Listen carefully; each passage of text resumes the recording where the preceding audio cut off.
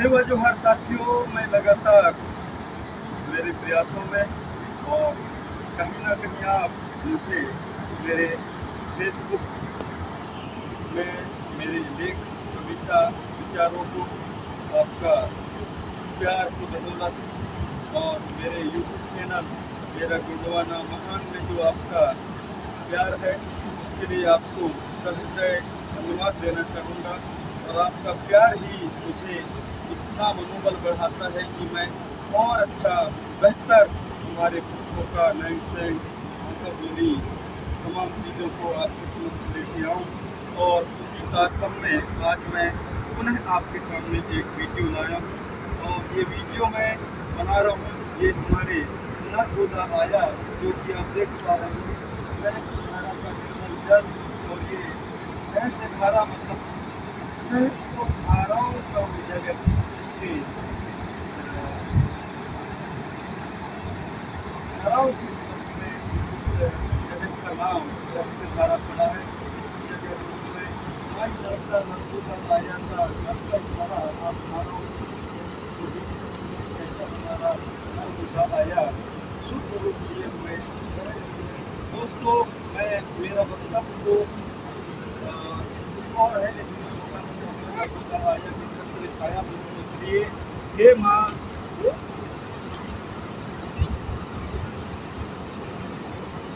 नर्मदा आया रोज में नर्मदा आया हमारे बेटिया आया का एक ही ऐसा नदी जोड़ा हुआ करती थी जो आदिकाल से इस अखंड भूखंड में बना करती थी। उस समय ये हमारे नर्मदा आया एक स्वच्छ जल, साफ जल, सफा जल और तमाम तरह से लोग की जरूरत ये सफा करती थी। उस समय हमारे पुरुषों का जीवन काल में किसी प्रकार का इसमें प्रदूषण पॉल्यूशन और नहीं हुआ करता था। और हमारे पुरुषों का जो जीवन दर्शन रहा है, मैं पिछले वक्तव्य में कई बार इस चीज़ का जिक्र कर चुका हूँ कि हमारे पुरुषों का जीवन लीला इस नर्मदा आया के ही कोख में उत्पन्न हुआ है, जिया फला फूला और बढ़ा है। तो हमारे पुरुषों के जीवन काल में इस नर्मदा आया का जो जल हुआ करता था, ये ऐसा जल, निर्मल जल, स्वच्छ जल भी हमारे पुरखा और जीव जंतु वनस्पति तमाम चीज एक घाट में जो पानी पिया करते थे, जो कहते हैं ना एक घाट में हम पानी पिए हैं। तो इस तरह के ये स्वच्छ जल था कि हमारे पुरखा लोग एक घाट में पानी पीते थे, मतलब किसी भी प्रकार का कोई और इस जल के अंदर कोई मिलावट नहीं था। वो चाहे हमारे घर के पालतू पशु या जंगली जानवर हो या फिर हमारे पुरखों का पूरा परिवार, वो एक साथ एक घाट में पानी पीते इतना स्वच्छ जल यहाँ का हुआ करता था।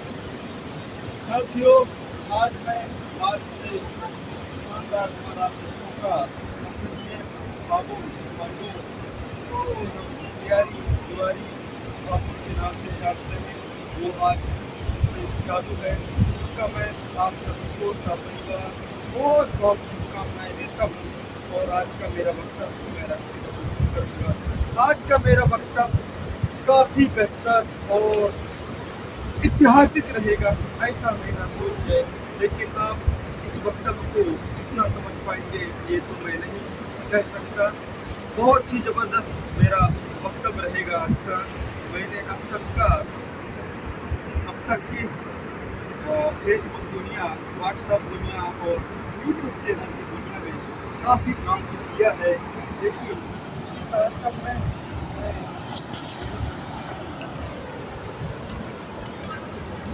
अच्छा एक्सपीरियंस के बाद आज का जो वीडियो लेके आ रहा हूँ वो बहुत ही ज़बरदस्त और ऐतिहासिक है।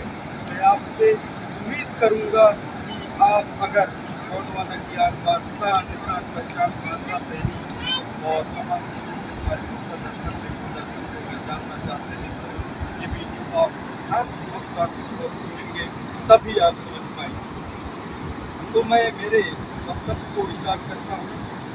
मैं दोबारा इस चीज़ को रिपीट करता हूँ कि आप ध्यानपूर्वक ही सुनेंगे तभी समझ पाएंगे कि मैं क्या बोलना चाह रहा हूँ। दोस्तों, हमारे अखंड भूभाग जिसे हम पेंटिया कहते थे, इसके बाद हमारा जो भूभाग विभाजित हुआ गोंडवाना लैंड, अंगारा लैंड, तो मैं एक गढ़ा रियासत की बात करूँगा। गढ़ा रियासत जो गढ़ा मंडला का हमारे जो गोंडवाना का रास्ता हुआ करता था, जिसमें हमारे महावी वंश के राजाओं ने 1750 साल 52 गढ़ 57 टूर्नामेंट को राजपाट किए थे और उस राजपाट का राजधानी हुआ करता था गढ़ा।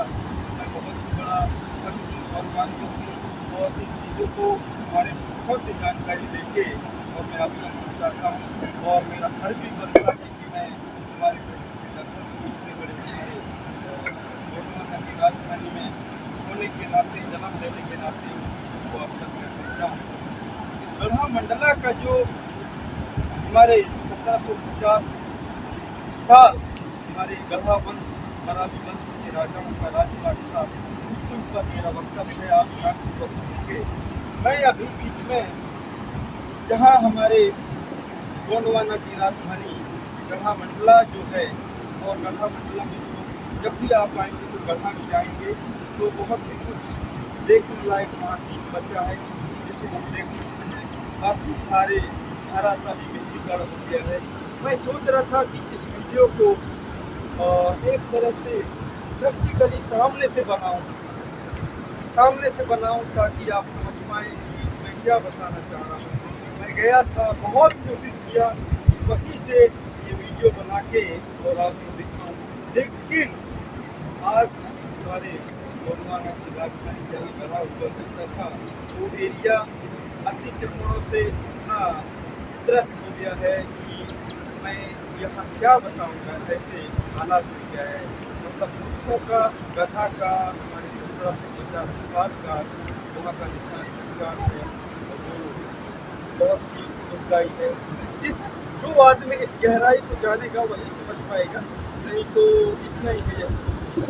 लेकिन हम उस गहराई को जानते हैं, इसलिए मैं कोशिश किया था कि उस वीडियो को बनाऊं, लेकिन जो उस समय का, उस दौर का, उस काल का ख्याल था, वो मेरे को दिखे नहीं।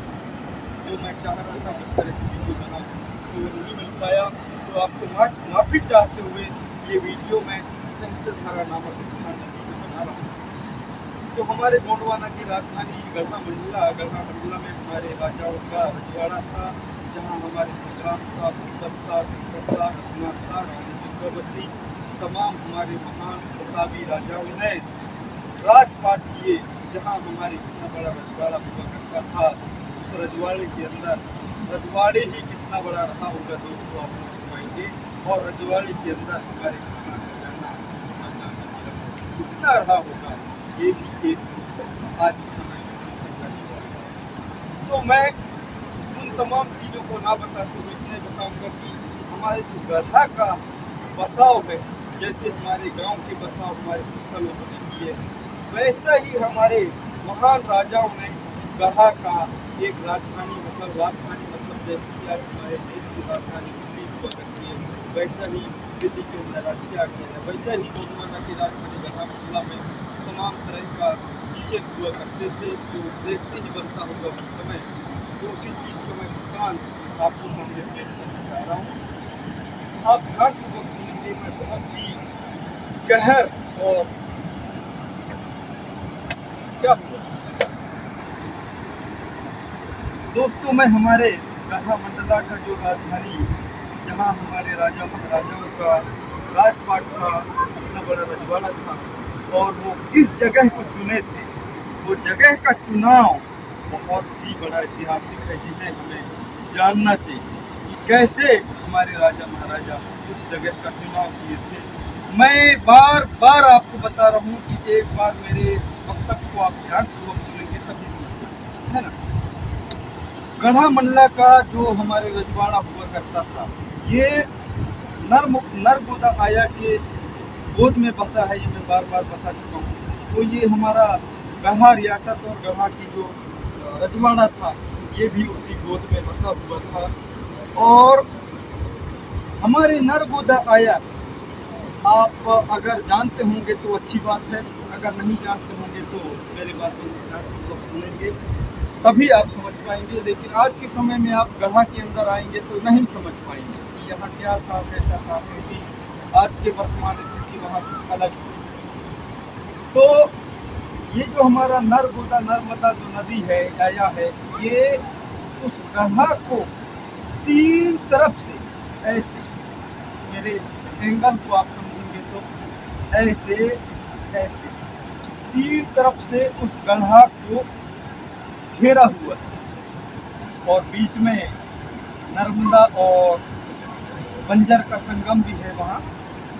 तो तीन तरफ से घेरा हुआ है इस तरह से, जिसे हम कह सकते हैं कि हमारे धनुष बाण जो कि पारंपरिक अस्त्र शस्त्र हुआ करते थे, उस तरह से तीन तरफ से ऐसे घेरा हुआ है। इसके बाद ये जो ऐसा सर्कल, आप मेरे मूवमेंट को देख लें तभी आपको समझ आएगा, ऐसा घेरा हुआ है। इसके बाद हमारे गढ़ा जो किला है, उसके जस्ट समीप से, जहाँ से हमारे किला महल का सारे चीज दीवार खत्म होते थे, उसके बाद वहाँ से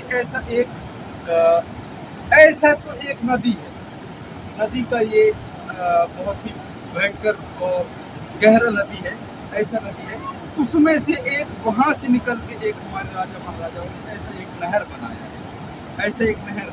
ऐसा कहूँ मैं कि उस तीर कमान में धागा जो बांधते हैं ना, उस तरीके से ये एक धागा हुआ, ऐसे आप समझें। ये धागा ये नदी से निकल के, मतलब वहाँ से निकल के इस तरफ नदी में मिल गया है, और उस नदी में, मतलब उस नहर में हमारे राजा महाराजा लोग, जहाँ से हमारा पुरखों का, हमारे लोगों का, प्रजा का प्रवेश हुआ करता था, वहाँ गेट थे, वहाँ से अंदर आते जाते थे। लेकिन उस नहर में, बहुत गहरा नहर था, उस नहर में मगरमच्छ, ऐसे जहरीले सांप ढीले हुए थे, और वो नहर इतना गहरा था कि आदमी चाह के भी हिम्मत नहीं कर पाएगा कि गढ़ा के अंदर हम प्रवेश करें। इतने खतरनाक गहरा, और गहरा होने के साथ साथ उस नहर में इतने खतरनाक मगरमच्छ और जहरीले सांप इस तरह से हुआ करते थे। इसके बाद भी हमारे राजा महाराजाओं का सैनिक उस जगह में हुआ करते थे कि कौन यहाँ से मूवमेंट कर रहा है, क्या कर रहा है। वो वहाँ से एकदम तैनात, तोप लिए, जो भी हमारे अस्त्र शस्त्र हैं उनको लिए तैनात हुआ करते थे। इसके बाद ये मैं बता रहा हूँ, ये आप गढ़ा से जैसे निकलेंगे,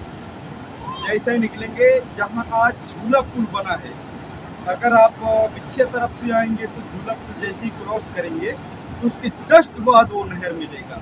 आज के समय में वो नहर नाम मात्र का रह गया है। मैं तो यही कहूँगा कि नाम मात्र के लिए भी नहीं रह गया है, जो इतिहास को जानता है वही जानेगा।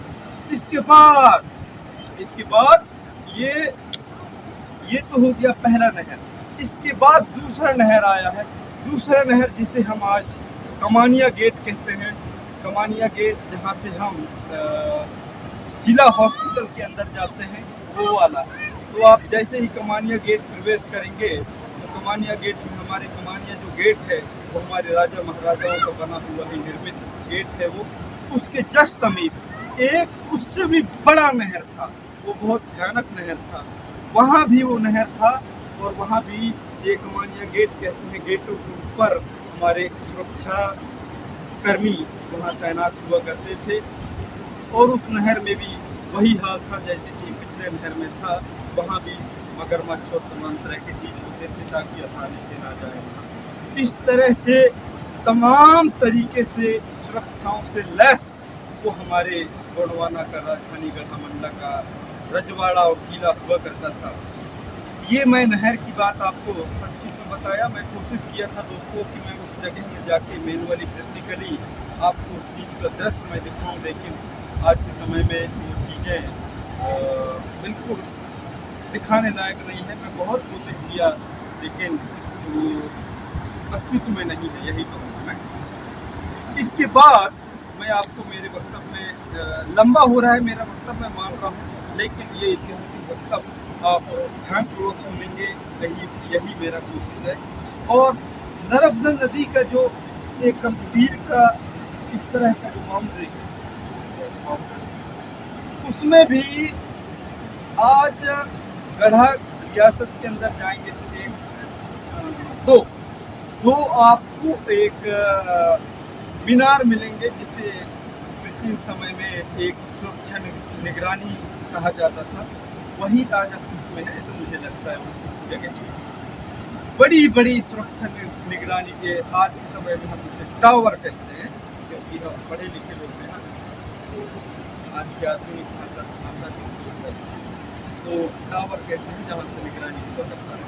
इस तरह से टावर आज दो बने हैं वहाँ, आपको आज अस्तित्व वहाँ से उस टावर के ऊपर से एकदम व्यवस्थित तरीके से बना हुआ हमारा राजा महाराजाओं का सुरक्षा के लिए, गढ़ा के राजनीति के लिए सुरक्षा के लिए वहाँ सैनिक दिया रहते थे। मतलब जमीनी लेवल से बहुत ऊपर वहाँ से पूरा कवर होता था, कौन कहाँ से आ रहा है, पूरा वहाँ से दिखता था।